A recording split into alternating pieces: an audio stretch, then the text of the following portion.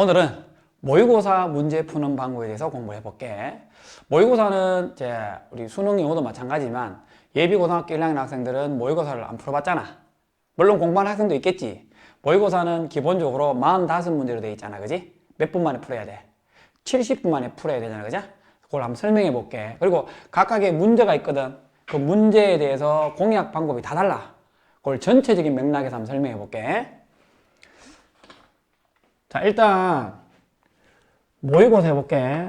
모의고사 문제. 모의고사 문제가 총 몇 문제니? 45문제잖아. 총 모의고사 문제가 45문제야. 이렇게 밑줄 꺼볼게. 모의고사 문제가 총 몇 문제다? 45문제야. 45문제고 70분 만에 풀어야 돼. 70분. 45문제를 70분 만에 풀어야 돼. 70분 만에.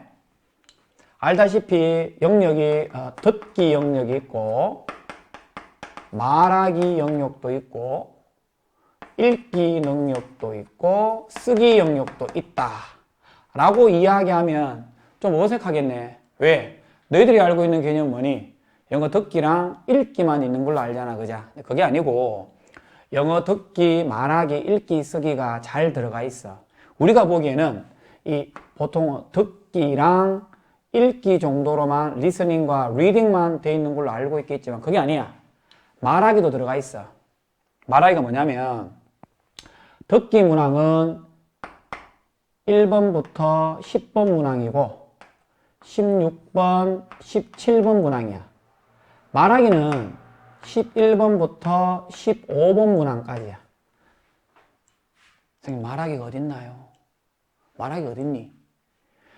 11번부터 15번 문제가 뭐니? 남자의 마지막 말에 대한 여자의 응답이잖아. 여자의 마지막 말에 대한 남자의 응답이잖아. 그제? 그게 뭐니? 니 보고 말을 하라는 뜻이잖아. 남자가 마지막 말을 했으니까 그 다음 니 보고 말을 하라는 뜻이잖아. 그러니까 말하기야. 그치? 그래서 그거는 간접 말하기를 합니다. 보통 우리가 간접 말하기 이렇게 되어 있습니다.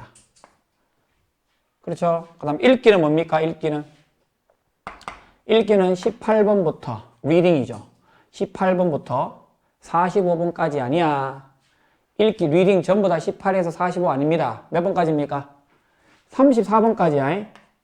34번까지고 쓰기죠. 무슨 쓰기입니까? 간접 쓰기란다. 간접 쓰기라 해가지고 몇 번? 35번 문제입니다. 무관한 문장부터 요약문 완성까지 요까지가 간접 쓰기 영역입니다. 그럼 읽기 영역이 18에서 34번, 그 다음 몇 번이니? 41에서 45번까지죠. 장문 독해입니다.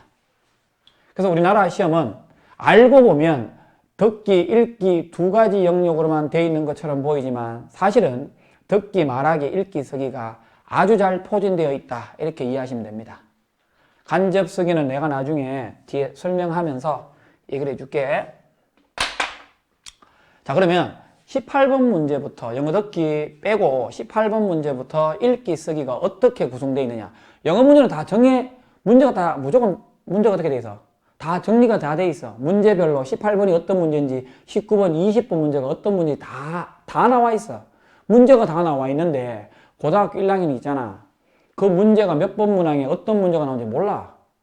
그래서 오늘 지금 설명한 것보다 18번에서 몇 번까지 45번까지 어떤 문제로 구성이 되어 있고 어떻게 문제를 풀어야 될지 문제 푸는 공략법까지 간단하게 설명할게. 짧은 시간이니까 간단하게 한번 설명해 볼게. 한번 봐라. 자, 일단 18번부터 한번 볼게. 자, 19번, 20번. 자, 갑자기 불현듯 시가 한 수 떠오르네. 시가. 선생님이 한시를 굉장히 좋아합니다. 선생님이 알고 있는 한시가 한 뭐 수십 편 되는데 그 중에 알고 있는 한시가 한 편밖에 없습니다. 고려시대에 정지상 혹시 압니까? 모르는데요. 혹시 아나? 정지상. 송인 아나? 송인? 어떻게 알아? 국어책에 나왔어요. 송지상 맞나? 정지상의 송인 맞죠? 송이 이렇게 됩니다. 우월장제 초색단이 송군남포 동백하라 대동강수 하시진하니 별루년년 천록파라 뭐 이런 시가 있습니다. 알고 있나? 그 시가 뭐냐면 님을 보내는데 대동강에 눈물이 막 떨어지는 거야. 그런 슬픈 시입니다. 이 유명한 시와 그 쌍벽을 이루는 선생님이 만든 시가 한 수 있습니다. 혹시 압니까? 한번 해볼게. 어떤 시가 있습니까? 혹시 아는 사람 있나? 자, 한번 따라해 보세요. 목심주. 목심주 맞나? 그 다음에 내가 일단 번호를 먼저 적어볼게. 21번, 22번, 23번, 24번, 25번.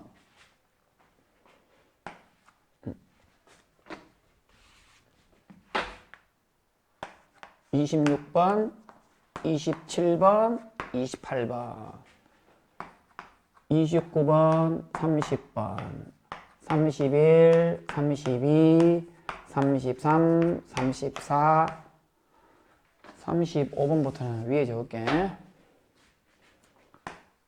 35, 36, 37, 38, 39, 40, 41, 42, 43부터 45. 자, 목심주. 따라해, 목심주. 따라해라, 목심주. 함요 주제실. 함, 뭐라고? 요, 주, 제, 실입니다, 실. 함요 주제실. 어허, 빈무. 어허, 빈무. 순.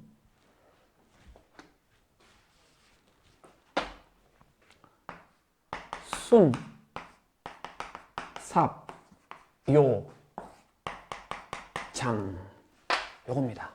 목심주, 함요 주제실. 어허, 빈무, 순삽, 도장. 알겠죠? 좀 있어 보이죠? 요게 뭐냐면 모의고사 문제 유형이야. 모의고사 문제 유형이야. 여러분들이 이걸 암기하라는 뜻은 아니야. 근데 내가 하고 싶은 얘기는 각각의 문제가 정해져 있는데 각각의 문제를 모르고 문제 공략을 한다고. 그러니까 안 되지. 그래서 가까이 한번 볼게. 한 문제씩 볼게. 한번 봐라. 목심주가 뭐냐? 목심주죠. 목적 문제야, 목적. 목적 문제. 자, 푸는 방법 설명해 줄게. 간단하다. 요렇게 지문이 있잖아. 지문이 있으면 이렇게 반을 나눠 놓고 힌트가 어디에 많이 나오냐? 여기에 힌트가 많이 나옵니다. 여기에 힌트가 많이 나온다고. 왜?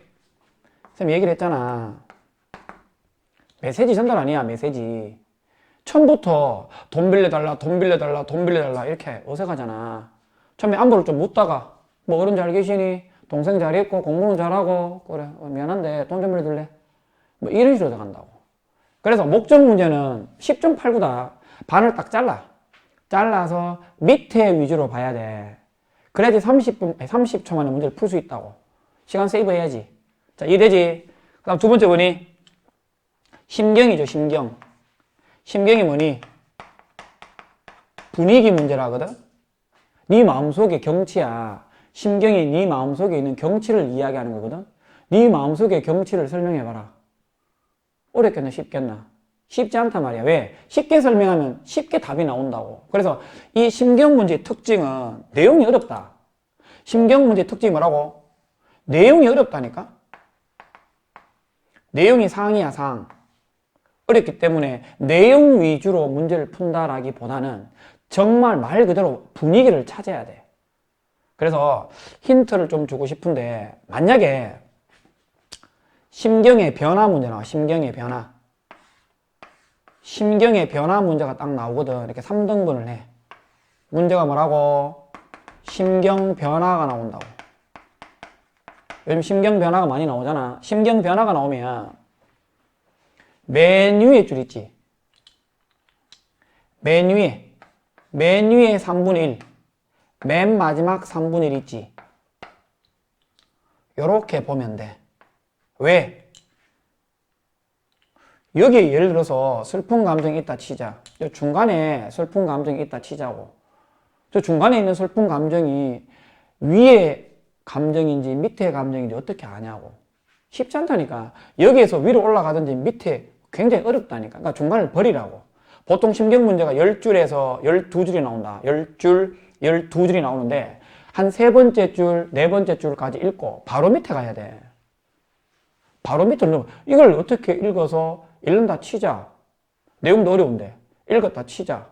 읽었는데 이 여기에 읽은 내용 자체가 분위기가 위에 건지 밑에 건지 알 수가 없다는 거야. 쉽지 않다는 거야. 그래서 위에 부분, 밑에 부분 양쪽만 보면 된다고. 알겠지? 내용 쉽지 않다. 그 다음 힌트가 한 개 더 있는데 형용사나 어떤 사람의 심경을 가리키는 형용사 있죠? 형용사가 힌트가 좀 될 수 있습니다. 알겠죠? 어차피 문제 정답도 지문도 형용사가 나오죠. 맞죠? 지문에 나온 형용사와 똑같은 뜻의 다른 형용사가 본문에 나올 수도 있습니다. 형용사 잘 봐야 된다. 그 다음 주장 문제죠. 주장이 뭐니? 주장도 힌트가 많은데 쌤이 그냥 몇 가지 설명해 주면 주장이 제일 많이 나오는 게 뭐냐면 명령문이야. 명령문이 뭐니? 해라 하지 마라 이거잖아. 자기 주장 아니냐. 두 번째는 뭐니? 당연조동사 알지? 당연조동사가 뭐니? 당연조동사가 뭐 should 이런 게 있잖아. 해야 한다 이런 거 있잖아. must 이런 거 있잖아. 이런 거. 그 다음에 뭐 however가 나왔다. 예를 들어 가지고 however나 yet, 뭐 but 이런 게 나오잖아. 그럼 어디에 힌트가 됩니까? 요거 바로 밑이죠. 요거 바로 밑이 뭡니까? 당연히 힌트가 될 수 있겠죠. 당연히. 맞죠? 그 다음 마지막 힌트는 주장 문제는 맨 마지막 있죠. 맨 마지막 문장. 알겠죠? 맨 마지막 문장입니다. 맨 마지막 문장이 힌트로 좀 많이 나옵니다. 보통. 그래서 요 네 가지 정도 팁입니다. 주장이니까 자기가 하고 싶은 이야기라고. 이거는 작가가 하고 싶은 이야기를 우리가 잘 꿰뚫어야 되거든. 그러니까 명령문이라든가 그지? 명령문이라든가 당연의 조동사 이런 거 should, must, have to, need 있잖아. need. 그 다음 however, but 나오잖아. 밑에 그 핵심이다. however, but은 영어 문제 통틀어 가운데 however, but이 원탑 영어 단어입니다. 영어 지문 통틀어 가지고 가장 중요한 단어 한 단어 골라라잖아. however야. 무조건 however 밑이 정답의 근거야. 굉장히 많이 나오는 패턴이다. 이해되지? 자, 지나간다. 함은 뭐니? 함축 뭐니? 함축. 의미 추론이다. 함축 의미 추론은 비교적 최근에 나왔던 문제잖아. 2019년도인가? 최근에 나왔던 문제이기 때문에 상당히 문제가 어렵습니다. 난이도가 좀 높기 때문에 이게 난이도 상입니다. 난도가 상입니다. 상이기 때문에 이거는 그냥 놔두세요. 그냥 풀어도 되지만 막힐 수 있거든. 그냥 놔두세요. 놔두고 마지막에 풀어야 된다. 알겠지? 이건 일단 놔두세요. 동그라미 달겠죠? 놔두세요. 마지막까지. 그 다음 뭐니? 요지. 주제. 제목. 자, 지금 선생님이 18번부터 24번까지 있죠. 18번부터 24번까지 있죠. 요까지 문제 유형이 있습니다. 18번부터 24번까지 문제, 여기 그냥. 여기 18번부터 24번까지 문제 유형을 일컫는 말이 있습니다. 이게 뭐라고 일컫느냐면 대의 파악이야. 대의 파악이란 것은 숲을 보란 뜻이냐 나무를 보란 뜻이냐, 숲을 보란 뜻이냐 나무를 보란 뜻이냐. 대의 파악 문제는 대의니까 숲을 봐야 됩니다. 이해되죠? 여기에 너무 한 문장 한 단어에 너무 집중한 나머지 전체를 못 보면 무조건 틀립니다. 이거는. 그러니까 지엽적이란 말이죠. 지엽적인 거. 너무 나머까지만 보면 안 된다는 거예요. 이 문제 유형은. 요까지. 요 24번까지. 18번부터 24번까지가 뭐다? 대의팡 문장입니다. 그 다음 실용문이죠. 실용문. 다 아는 거 실용문 아닙니까? 자, 실용문. 함요 주제실. 주제실. 목심주, 함료, 주제실. 목심주, 함료, 주제실. 실용문은 뭐니? 실용문은 정말로 그냥 주는 문제예요. 그냥 주는 거라고. 먹으면 되지. 어떻게? 빠르게 먹어줘야지. 알겠지? 그러니까 실용문은 여러분들한테 정보를 전달할 목적이야. 정보 전달. 간단히 얘기하면 정보 전달이야. 정보 전달은 뭡니까? 빠르게 캐치하는 게 좋겠죠. 학교에서 학부모 회의하는데 여러분들한테 뭡니까? 안내 공지를 하죠. 그 안내 공지를 어렵게 적을 수가 있냐고. 아니잖아. 쉽게, 최대한 쉽게 적어야지 부모님들이 빨리 캐치할 거 아니냐, 그죠? 그래서 실용문은 정보 전달에 포인트가 있기 때문에 여러분들이 최대한 빨리 정보 전달을 확인해야 됩니다. 문제 푸는 팁은 뭐냐면, 우리 학원 학생들한테 여러 번 얘기했는데, 먼저 어떻게 봐야 되나? 예시문을 먼저 봐야 돼. 예시문을 먼저 보는 거야. 어떻게? 3번, 4번, 5번, 2번, 1번의 순서로 예시문을 보는데 예시문을 먼저 3번을 보잖아. 3번을 보고 그 다음에 뭐를 본다? 본문 봐야 돼. 본문. 본문. 예시문을 보고 3번을 먼저 봤지. 보고 그리고 바로 본문을 봐야 돼. 본문을 봐야 돼. 지문을 봐야 된다고. 마찬가지야.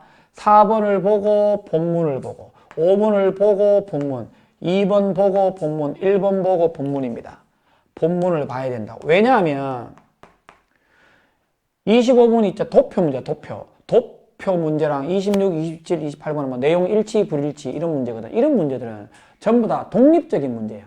독립적인 문제이기 때문에 많이 끊겨 있어. 내용 자체가. 그러니까 답은 일반적으로 뒤에 많이 나옵니다. 뒤에. 왜냐하면 쉬운 문제를 너무 쉽게 줄 수는 없잖아. 25, 26, 27, 28번이 1번이 나온 경우가 극히 드뭅니다. 1년에 한두 번 나올까 말까야. 그러니까 아예 우리가 공부할 때 문제를 풀 때 3번, 4번, 5번을 먼저 보자고. 그러니까 3번 보고 본문, 4번 보고 본문 이런 식으로 보는 게 도움이 된다고. 알겠죠? 심지어 요 네 문제 푸는데 1분 정도면 충분합니다. 웬만한 재수생들 40초 내로 문제 풀어봅니다. 어떤 방식으로? 이런 방식으로. 이렇게 해라. 실제로. 어허, 빈무. 어느 뭐니? 어느 뭐니? 어휘죠. 어법이죠. 빈칸이죠. 자, 어법 문제는 뭐니? 어법 문제는 크게 두 가지입니다. 하나는 어법 문제 하나는 그냥 어법 실력으로 풀어야 돼. 여러분도 가진 어법 실력이 있죠. 어법 실력이 선생님 봤을 때는 한 80% 차지합니다. 어법 실력이 80% 차지합니다. 이 문제를 푸는 데 있어서. 그 다음에 약간의 해석입니다. 약간의 해석. 이게 몇십? 20% 정도입니다. 그러니까 선생님 생각에는 이거는 해석을 하는 게 아니고 있잖아. 문법의 포인트를 잘 봐야 돼. 이 문제가 무슨 문제냐 이런 거 있잖아. 형용사 문제 나오지. 부사와 형용사와 관련된 문제야. 관계대명사 what 나오지. 접속사 대시나 접속사 whether과의 문제야. 뭐 이런 식으로 문법을 공부하는 학생은 문법 포인트를 보고 문제를 풀 수 있는 패턴이라고. 그래서 이거를 해석을 하려면 너무 힘들다니까? 그러니까 문법 포인트를 딱 보고 문제를 딱 풀고 이게 안 되면 이게 어렵잖아. 안 되면 여기에 요걸 약간 플러스 시켜준단 말이야. 플러스. 요거 80% 풀어보고 안 되면 20% 해석을 해줘야 된다고. 대부분의 영어 선생님들 있잖아. 대부분의 영어 한 10년 이상 한 선생님들은 어법을 잘합니다. 그죠? 딱 보면 한 30초, 한 25초면 다 풀어봅니다. 딴 건 모르겠지만 어법 문제는 그만큼 쉽습니다. 알겠죠? 그래서 어법을 어느 정도까지는 충분히 공부를 좀 해줘야 될 필요가 있다. 30번 어휘 문제다. 어휘 문제가 뭐니? 문맥상 어휘죠. 어휘 문제의 가장 중요한 포인트가 뭡니까? 어휘 문제의 핵심 포인트는 뭐다? 핵심 포인트는 반이어야, 반이어. 반이어야, 반이어.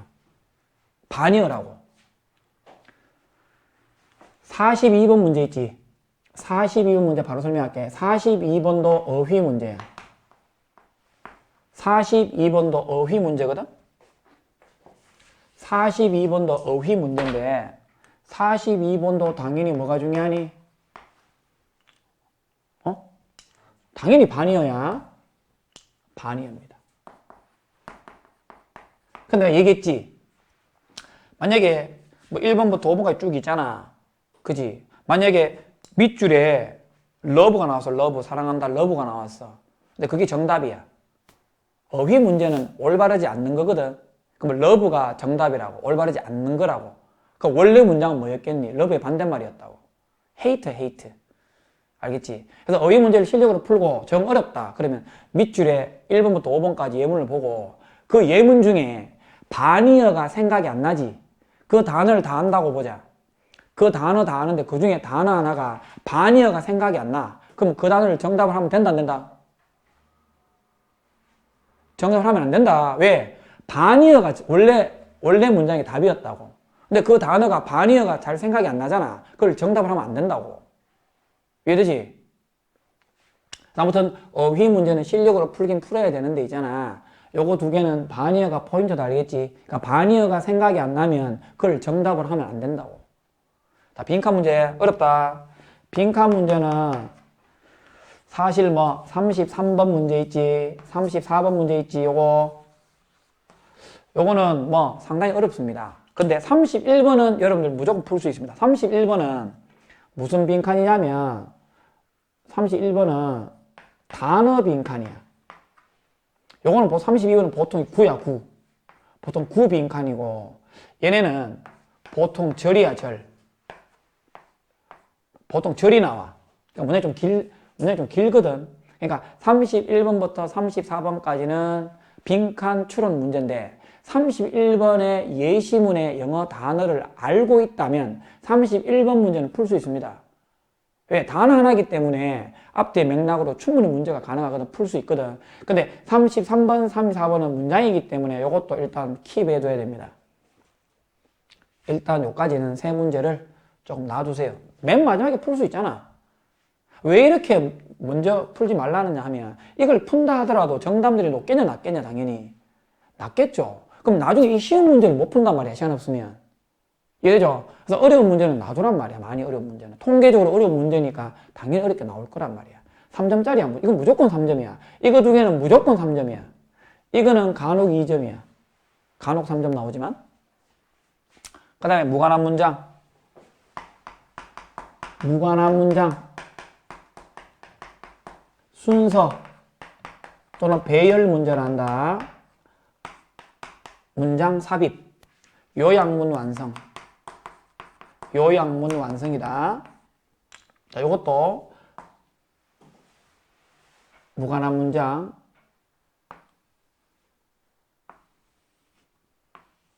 그래서 어떻게 외우니? 빈무, 순삽, 요장 이렇게 외운다 했지, 그냥 이렇게. 자, 일단 무관한 문장은 문제 푸는 팁이 있다. 뭐냐면 1번 앞에 문장 있지. 팁이 뭐냐면 1번, 여기 1번 있잖아, 1번. 1번 요 앞에 있잖아, 앞에. 1번 요 앞에 요 문장이 있단 말이야, 문장. 이렇게 문장이 뭐 한두 줄 내지는 뭐 심지어는 세 줄, 네 줄 나온다. 1번 앞에 있는 이 문장에서 뭘 찾아야 된다? 뭘 찾아야 돼, 여기서? 소재를 찾아야 돼, 소재. 플러스 작가의 의도. 작가의 의도. 또는 전체적인 흐름. 쌤 진짜 궁금한 건데, 이 35번 있잖아. 35번 인강 같은 데 보면 항상 뭐라고 설명하시냐 하면 35번 이 1번 앞에 있는 문장에서 주제문을 찾으래. 1번 앞에 있는 문장에 주제문이 나오겠냐? 안 나오는 경우도 있지. 여기에 주제문이 다 나온다는 전제를 하면 뭐가 어렵겠니 이게? 그게 아니고 1번 앞에 소재를 잡아요. 소재. 돈인지 똥인지. 그래서 쉬운 문제는 어떻게 나온다 했니? 돈, 똥이라 있지. 그럼 똥이 답이잖아. 어려운 문제 어떻게 된다? 돈이 중요하다. 소재 돈. 작가의 의도. 돈은 중요하다. 네. 중요하다. 안 중요하다. 그럼 안 중요하다. 답이야. 알겠지? 그러니까 1번 앞에 있는 문장은 답의 개연성이 없잖아. 그러니까 1번 앞에 있는 문장에서 소재나 글의 소재나 작가의 의도를 파악해 줘야 된다고.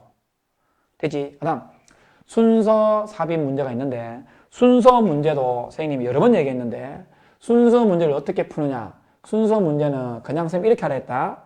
C, B, A가 그냥 답이라고 생각해. 선생님 무슨 말입니까? CBA가 답이라고 생각하고 해석을 하라고 처음부터. 왜냐하면 맨 위에 지문이 있잖아. 맨 위에 지문이 있고 A, B, C가 있는데 A번으로 갈 확률은 많이 떨어지잖아. 그럼 A번 제끼고 C번 아니면 B번이잖아. 근데 대부분의 학생들과 선생님들이 B번 맨 위에 있는 문장 두 문장, C번 맨 위에 있는 한두 문장을 위에 있는 본문하고 연결시킨다고. 연결시켜서 맞으면 한쪽으로 가라 하잖아. 근데 그게 쉬운 문제인 경우는 가능해. 근데 어려운 문제는 있잖아. B번 맨 위에 있는 문장과 C번 맨 위에 있는 문장이 둘 다 된다. 둘 다. 미친다. 그럼 어떻게 되니? 그래서 B번, C번 위에 두 줄 잡는다고 시간을 1분 40초, 뭐 40초, 1분 쓰지 말라고. 그냥 C번 가. 마음 편하게.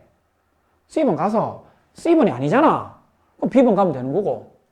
C번이 긴가 민가 하지. 애매하지. 끝까지 읽어. 끝 읽고. B번이 어색하잖아?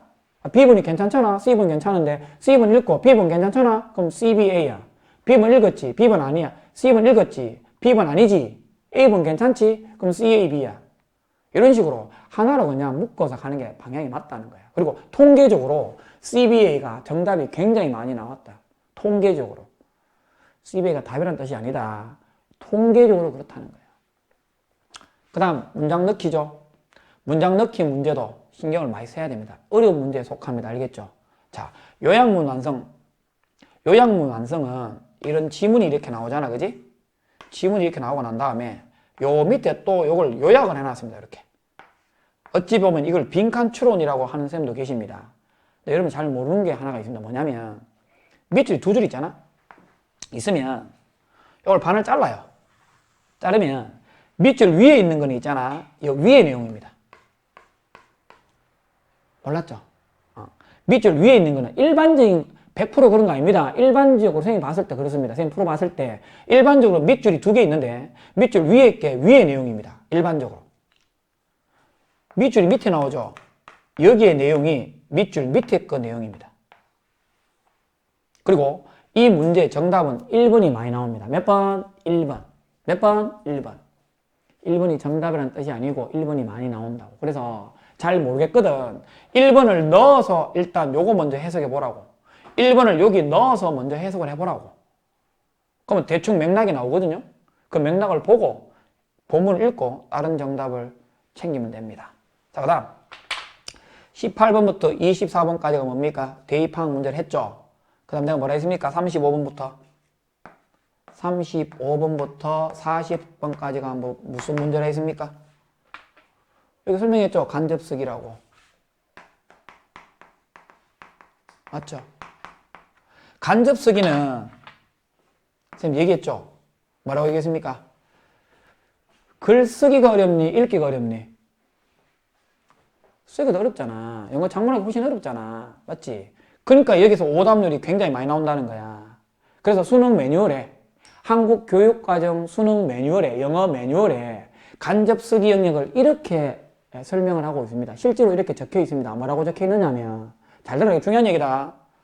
35번부터 40번을 많이 틀린 사람은 이걸 잘 들어야 됩니다. 간접쓰기 영역을 어떻게 설명하느냐. 문제 푸는 매뉴얼에 나옵니다. 어떻게 문제가 나오냐면 명시적 단서라고 적혀 있습니다.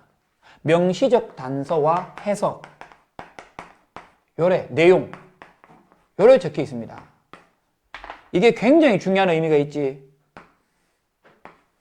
명시적 단서가 뭐냐 이거지. 명시적 단서. 이 명시적 단서 있잖아요. 중요하다. 명시적 단서를 선생님 요렇게 끄집어내 볼게. 명시적 단서가 뭐냐? 여러 번 얘기했던 거 아이가? 연대 뭐냐 연대? 연대 뭐니? 지적관이죠. 이게 뭐니? 연은 연결사 맞나? 대명사죠. 지시사, 접속사, 관사죠. 굉장히 중요한 얘기입니다. 연결사, 대명사, 지시사, 접속사, 관사라는 거야. 우리가 글을 쓸 때 있잖아. 나는 아팠다. 그래서 학교 가지 못했다 할 때 이 수어라는 그래서 있잖아. 글을 쓸 때는 이 수어가 굉장히 중요한 얘기다. 글쓰기잖아. 간접쓰기잖아. 그죠? 글쓰기는 논리 추론이 읽기보다 많이 반영이 돼 있다고. 그래서 이런 연결사 있지. however, therefore, 뭐 nevertheless 이런 거 있잖아. 대명사 he, she, they, 지시사 this, that, those 이런 거 있잖아. 접속사 because 이런 거 있잖아. though, although 이런 거 있잖아. 관사는 on. 관사는 요즘 좀 빈도가 좀 떨어지긴 한데 on 뒤에 명사가 나오잖아. 그 다음에 나올 때는 어떻게 쓰니? 이렇게 더를 쓴다는 거지. 더나 보통 서치를 많이 씁니다. 이렇게 써야 된다는 거야.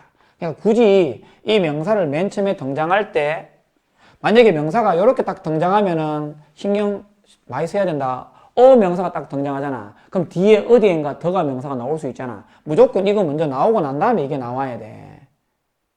이게 명시적 단서야. 우리 눈에 보이잖아. 이게 however 이런 게 눈에 보이잖아. 이게 명시적 단서라. 이렇게 적혀 있어.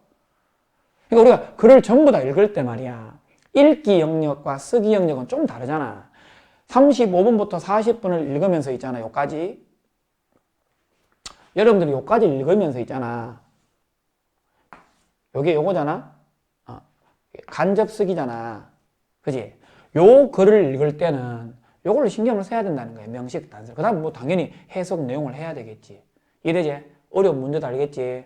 자, 그 다음 41번이 42번인데 요거는 장문독해 1, 장문독해 2다. 장문독해 1에 42번 같은 경우는 좀 어렵다 솔직히. 알겠지? 이거는 읽어야 됩니다. 제대로 읽고 문제를 풀어야 되고요.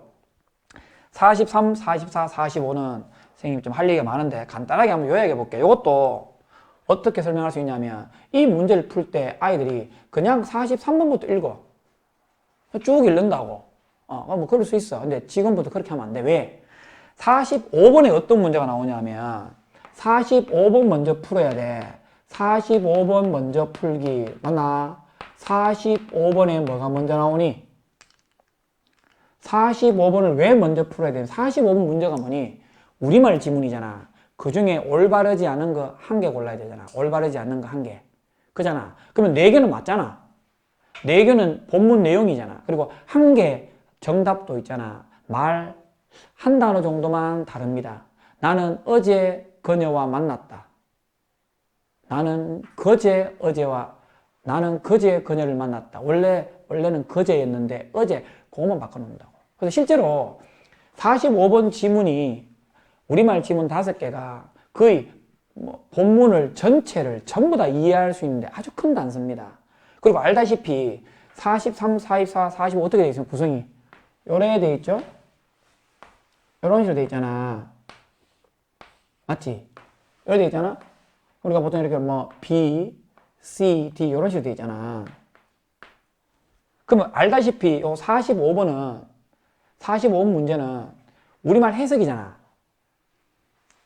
자, 44번 문제 설명해 볼게. 요거 먼저 푼다. 우리말 읽었다. 우리말 읽고 문제를 풉니다. 그 다음 44번 문제가 뭐냐면 지칭이야, 지칭.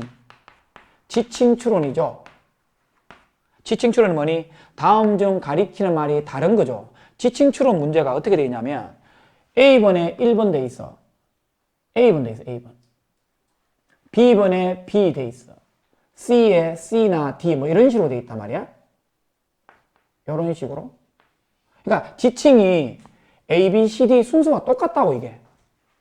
44번 문제가 지칭 추론인데 다음 중 가리키는 말이 다른 한 개. 이게 44번이잖아. 이게 지문이 이 A, B, C, D 이 단락이 4개밖에 없기 때문에 필연적으로 한 단락에 2개가 더 갈 수밖에 없잖아. 근데 이게 순서가 이래 돼 있다고. 그리고 45번 문제도 뭐니? 우리말 45 문제가 내용상 일치하지 않는 거거든. 그것도 이 내용 일치도 A번부터 이렇게 돼 있다고. A번부터. 45번의 내용 문제도 여기에 45번에 1번 예문, 2번 이런 식으로 돼 있다고. 상식적으로 45번에 1번이 답이 잘 안 나온다. 왜? 메뉴 지문에 45번 문제가 1번이 우리말 지문인데 이게 잘못됐으면 너무 쉽잖아. 그래서 항상 A번 먼저 읽잖아. 그자 읽으면서 쭉 내려왔는데 어쨌든 45번 문제 풀기에서 우리말 지문 문제잖아. 우리말 지문을 반드시 먼저 읽고 44번 문제 같은 경우도 지칭 추론은 이렇게 A번부터 순서로 되어 있기 때문에 요걸 잘 이해를 하고 문제를 풀어야 됩니다. 알겠죠? 자, 일단 선생님이 오늘 좀 산만하게 설명을 했는데 모의고사 문제에 대해서 학생들이 고등학교 2학년, 3학년은 문제가 달라. 예비 고1도 충분히 모의고사를 문제를 공부한 사람은 문제가 다른데 문제를 처음에 풀 때 어떤 문제가 나오는지 그 본노에 맞는 공략법을 전혀 모르는 상태에서 문제를 풀면 한 5점에서 10점 정도는 마이너스다 이렇게 생각하면 돼. 알겠지? 어쨌든 모의고사를 처음 치는 여러분들 입장에서는 뭐 선생님이 요거 적어준 거 있지? 전체적인 맥락을 한번 읽어보고 알겠지? 한 2번, 3번 보고 최소한 몇 번 문제에 뭐가 나오는지는 알고 있어야 되지 않겠냐 이 말이거든. 알겠지? 오늘 고생했다. 수업 마칠게.